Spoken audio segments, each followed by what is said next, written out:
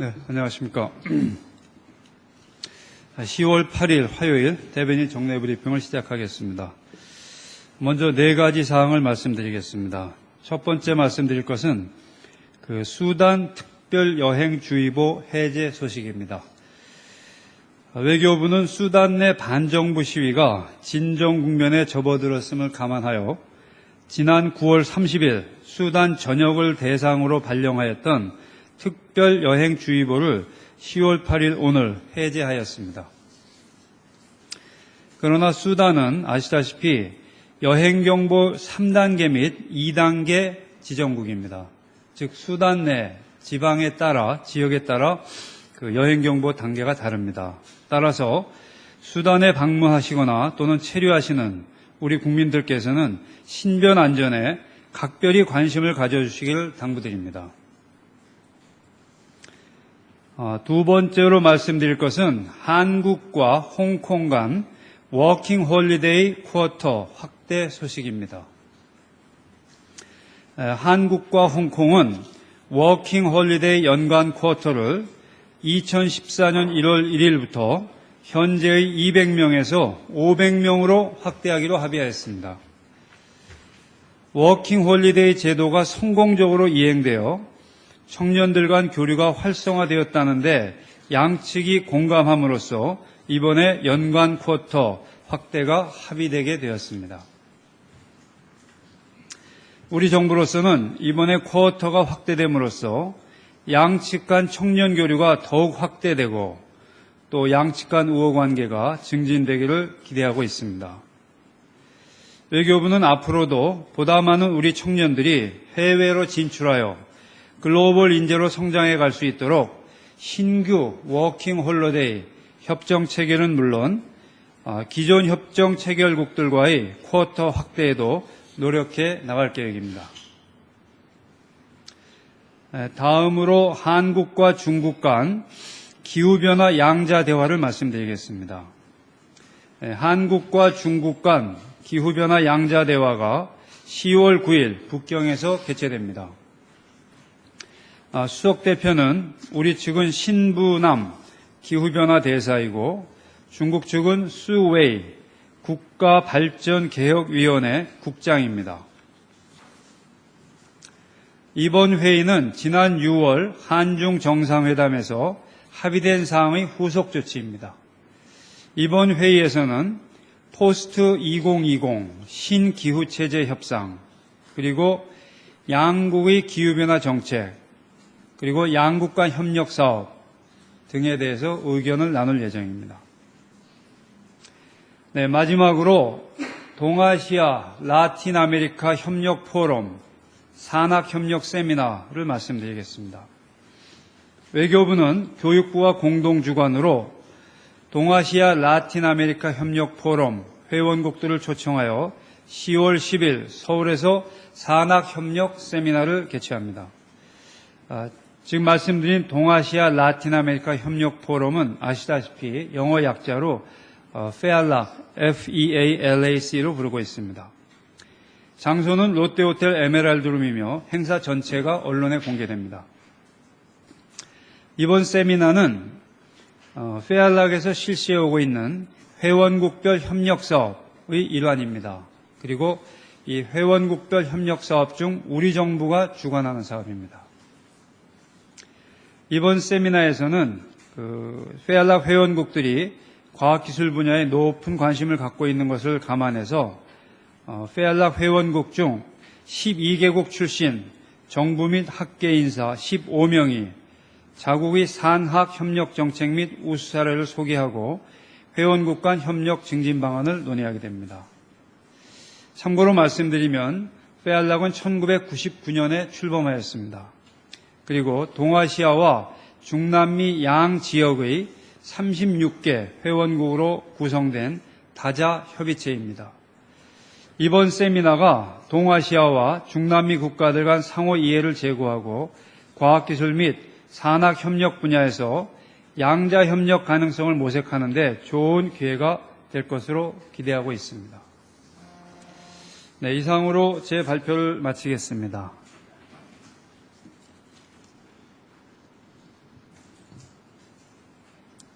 네, 질문 있으면 하시죠.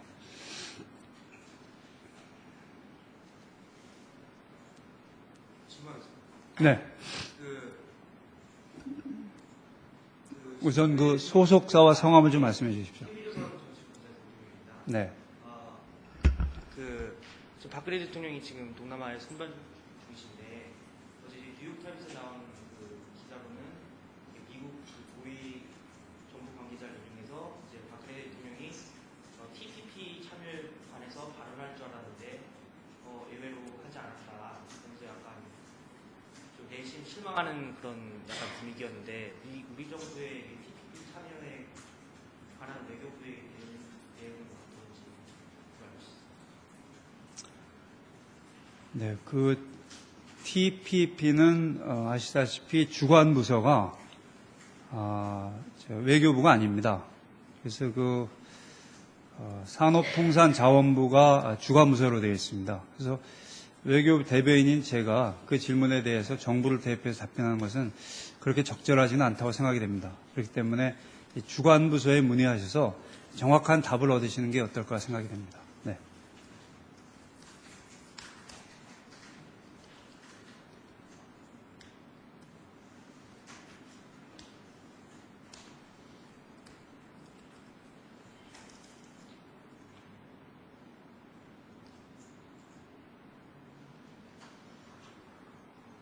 네, 말씀하시죠. 예, 뭐 답변을 해주실지는 죄송합니다만 그 소속자 성함을 좀 아주경제 말씀해 오세준 주시죠. 기자입니다. 네.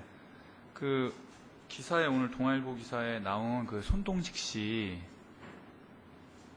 그 브로커랑 연결을 해줬던 그 국군 포로 유해를 도왔던 분이 지금 중국에서 은신 중에 있다라는 얘기가 있는데 정부로서는 지금 확인된 게 있나요? 그래서 뭐 강제 북송 위기에 처했다.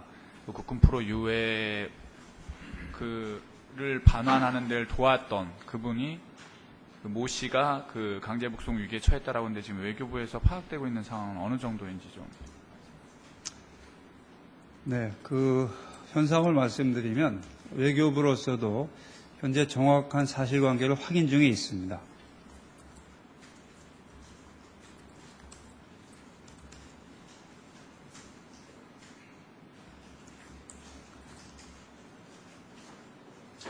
네, 말씀하시죠. 채널A 김도영입니다. 오늘 일본 아사히 신문 보도로 지난 정부에서 이명박 대통령하고 일본 정부 사이에 위안부 문제 극비 협상이 있었고 8월 독도 방문 이후에는 성사 단계까지 갔었다라는 인터뷰 기사가 나왔는데 사실관계가 어떻게 되는지 듣고 싶습니다. 오늘은 그 질문하시는 데 대해서 그렇게 만족스러우실 만한 답변을 좀 못하고 있어서 제가 좀 안타깝게 생각을 합니다. 그 지금 질문하신 사항도 정확한 그 내용을 외교 당국 간에 이런 그 논의됐던 내용을 상세하게 밝히지는 않고 있습니다. 그런 점에서 이해를 해주셨으면 감사를 하겠습니다.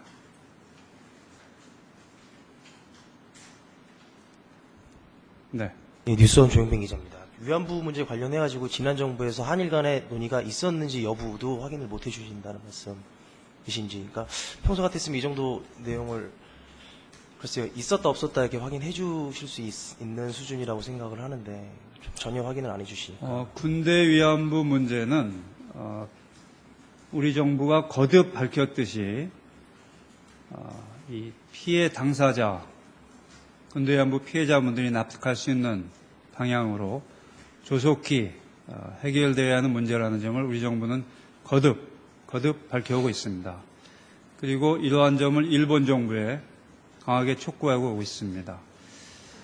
일본 정부 측하고 이런 그 촉구하고 필요한 협의도 이루어지고 있는 것을 알고 있습니다.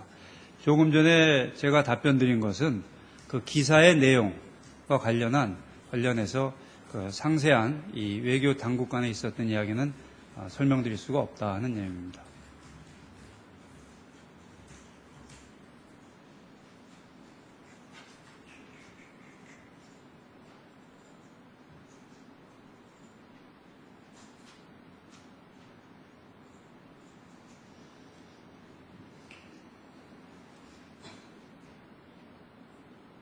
또 질문 없으십니까?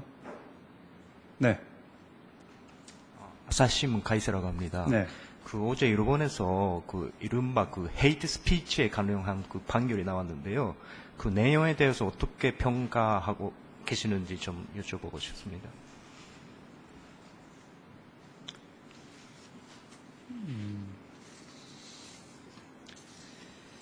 우리 정부로서도 일본 교토 지방법원의 어제 판결을 주목하고 있으며 앞으로 이 문제의 진전 동향을 잘 지켜보고자 합니다. 그리고 우리 정부로서는 이번 판결을 계기로 일본 내 우익단체 등에 의한 혐한 시위 등 인종차별적 행위가 더 이상 발생되지 않기를 강력히 바라고 있습니다.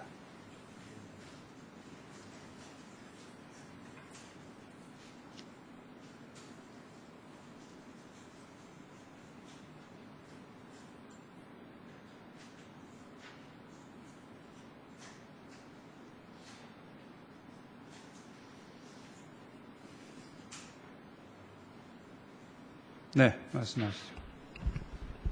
네, SBS 김웅수 기자입니다. 네. 방위비 분담금 협상과 관련해서 좀 여쭤보겠는데요. 이게 당초 자체 목표가 10월 말이었는데 지금 보면은 11월까지는 논의가 넘어가야 될 상황으로 보이는데 만약에 올해 국회 예산 처리 일정 내에 만약에 양국 간에 이 합의가 안 된다 그러면 이게 절차가 어떻게 되는 건가요? 내년으로 더 넘어가 가지고 계속 논의를 이어갈 수 있는 건지 설명을 좀 부탁드리겠습니다. 네. 당초 정부로서도 한미 방위비 분담금 협정 교섭이 10월 중에 완료되는 것이 가장 바람직하다는 생각하에 이 교섭에 임해왔습니다. 그러나 현재의 상황에 비추어 10월 중에 교섭이 끝나기는 어렵게 됐지 않았나 하는 생각을 갖고 있습니다. 그러나 정부로서는 가능한 한 조기에 협정 교섭을 마치기 위해서 최선을 다할 생각입니다. 지금 질문하셨던 만약에 금년 내에 합의가 안 되면 어떻게 되느냐 하는 문제는 내년에 들어가서도 계속 협의를 하게 됩니다. 그리고 당장 시급한 경비를 충당하기 위해서 국방부로서는 가 예산을 편성하여 예산당국에 신청한 것으로 알고 있습니다.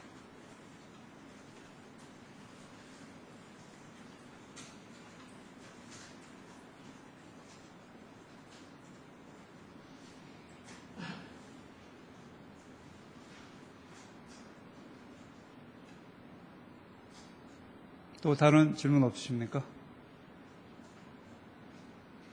네. 예, 저 아주경제 오세주입니다. 오전에 우상호 의원이 말했던 전자여권 해킹된 칩으로 전자여권을 외교부에서 만들었다라는 그거에 대해서 실질적으로 그게 화이트 해커에 대해서 이미 해킹이 됐는데 이후에 또 새로운 칩이 만들어졌는데도 불구하고 입찰을 1년 후에 했는데 그것을 전 것을 그대로 썼다. 이게 무슨 먼저 이거에 대한 사실 확인이랑요. 그리고 이게 만약에 그 칩을 쓰게 됐다면 절차상으로 그게 어떻게 그럴 수밖에 없었는 그런 시기적인 것들이 있는지 그런 것 좀 설명해 주시길 바랍니다. 네. 네, 일부 언론에서 2010년 2월 블랙햇, 검은 모자라는 블랙햇입니다. 블랙햇 DC 컨퍼런스라는 사례를 인용하여 우리 전자여권의 해킹이 가능한 것으로 보도하고 있으나 이 사례는 결론부터 말씀드리면 당시 국내의 전문 기관들이 검토한 결과 전자여권의 보안성과는 관련이 없다 하는 결론을 내린 바 있습니다. 좀 더 자세히 말씀드리면 우리 외교부는 전자정부법 제56조 등에 의하여 관련 기관의 보안 적합성 검증을 의뢰하였습니다. 그리고 이 검증을 통과한 제품에 대해서만 전자여권 발급에 사용하고 있습니다. 해당 기관이 동사례, 아까 말씀드린 블랙햇 DC 컨퍼런스 사례에 특히 유의하면서 2010년 하반기에 제3차 조달분 e커버, 전자여권 커버를 표지를 e커버라고 부르고 있습니다. 커버의 보안 적합성을 검증한 결과 보안 적합 판정을 내린 바 있습니다. 또한 그 해당 사례 이후에 전자부품 보안 인증기관인 독일의 연방정보보호원은 그 문제된 칩에 부여한 보안 인증을 계속 유지하기로 결정한 바 있습니다. 미국 등 다수의 선진국에서도 같은 전자칩이 탑재된 전자여권을 계속 사용하고 있는 것으로 알고 있습니다. 우리 부는 앞으로 이런 사안에 유의하여 이커버 전자여권 표지 조달 과정에서 보다 보안성이 우수한 제품이 채택될 수 있도록 관계기관과 면밀히 협의해 나가겠습니다.